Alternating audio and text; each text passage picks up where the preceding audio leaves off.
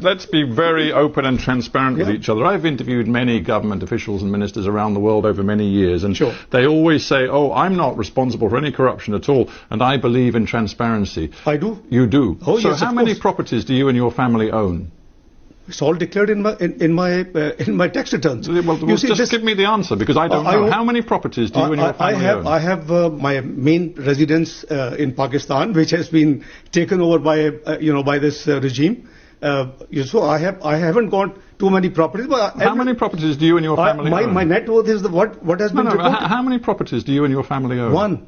One sole property. You and your family own one property. My sole residence. So all of these stories in the Pakistani press about multiple properties owned by your family inside Pakistan, property interests overseas, including in Dubai. We're sitting in London. We're sitting in London. You own nothing in London? No. Your family, not just you, your family. No, not at all. Own nothing? No, because Dubai? The government. Dubai?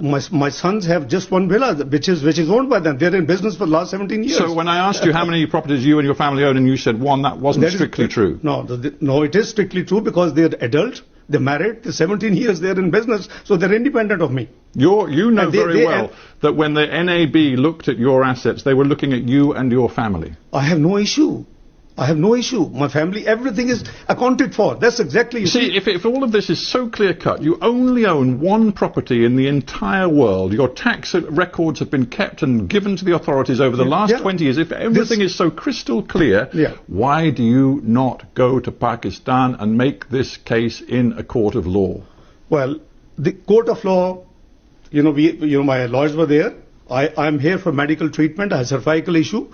You've been here for best part of 3 years on this medical issue? Almost, yes, I am. Are you still really suffering? Yes, I am. And you couldn't possibly get back to Pakistan? Well, let's see what's happening in Pakistan. Where are the human rights? What's happening in NAB custody? Where people dozens of people have been killed, virtually. But sorry, you're saying that people human being rights investigated by the NAB, the National Accountability Bureau, have been killed?